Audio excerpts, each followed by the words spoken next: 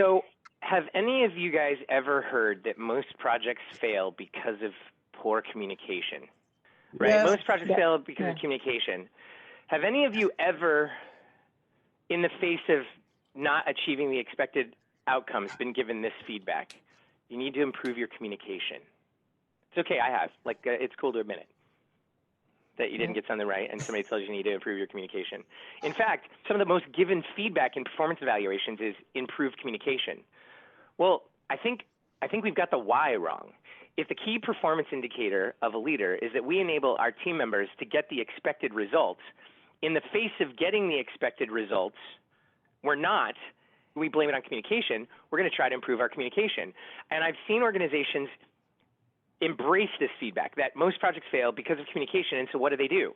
They create a ton of process that forces communication, and they put this on an already struggling team, a team that's already struggling to get the expected outcomes.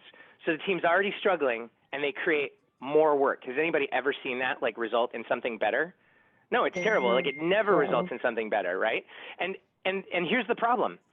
If we as human beings focus on, meaning our why, our purpose is to improve our communication, we will, but that doesn't necessarily mean we're going to get better outcomes. But it's easier to say we need to improve our communication is terrible, our communication isn't effective, than it is to say I'm a shitty leader and I need to improve my leadership skills. It's almost easier to say blame it on communication. But the problem is, if we blame it on communication and we focus on improving our communication, we're not necessarily going to get better results. But if we focus on our leadership skills, knowing that we are responsible for enabling the team to get the expected or even better outcomes, we'll focus on what? Improving our outcomes, not our communication. We'll focus on improving our outcomes. Now, communication is the vehicle by which we lead. We communicate to lead. Like, you can't silently communicate. I can't turn around and face the corner and just like concentrate really hard and hope you guys will receive the message I'm here today to deliver, right? Like, we communicate to lead. So the good news is, if you focus on improving your outcomes, aka your leadership skills, you will also improve your communication skills. But you have to get your why right. It's really important in that moment when the team member walks into your office and is like, boom, here you go. And you look at it and you're thinking, oh my God, 3 days are the 3 days that have passed, we will never get back. And this is not what we needed. This is not what I expected.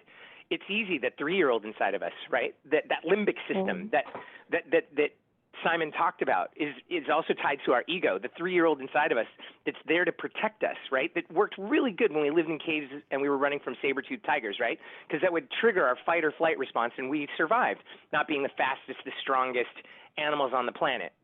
But today, what happens is this blame thing that comes up. We see a result that impacts us, right? And by the way, the reason I'm going through this is because I said that we're playing for the team as leaders, right? We choose to play for the team. But that doesn't mean that you're not a human being first. Viktor Frankl, Holocaust survivor, said that the space between stimulus and response is where we have choice. Okay? So I'm walking you through this process, and I want you guys to sort of live it because we've all experienced it, where the first thing that happens is we play for ourselves. Oh my God, this is wrong. This is going to impact me negatively. And then we want to blame. And Brené Brown describes blame as the discharging of discomfort and pain, right? It's your fault, so I don't have to feel bad, right? You messed this up, so I don't have to feel bad. But it has an inverse relationship with accountability. You're saying I had no role in this unexpected outcome, and that's not true with a leader. Right? So the enlightened leader is going to, like, in that space between stimulus and response, be like, don't blame, don't blame, don't blame, don't blame. I'm here to play for the team. I'm here to play for the team, right? So it's okay to be human. You know, it's okay to be frustrated or pissed off. Just catch yourself because you have a role in this. You're the leader, right?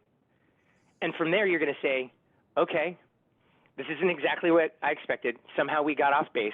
Let's figure out how to move forward. Let's figure out how to fix it. Because if you blame in that moment, after this person worked 3 days thinking they were delivering exactly what you expected or what you asked for or what you needed because they wanted to please you, if you blame, meaning you're going to say something that's going to feel like critical feedback, and all they're going to be saying in their head is bullshit, bullshit, bullshit, bullshit. You're not going to move forward. You're going to shut that moment down.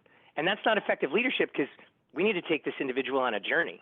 We need to move from this moment to the next moment and get a better outcome, right? So what you want to do is check yourself, just close your eyes, take a deep breath. They'll never know what's happening, right? Your why is to enable them to be as wildly successful as possible. And when they're successful, you'll be successful. So this moment is your opportunity as leader to own your part of the outcome and improve your leadership skills. How could I have connected this individual to the outcome differently, right? How could I have helped this individual get a better outcome? And here's where I'm going to give you your first technique.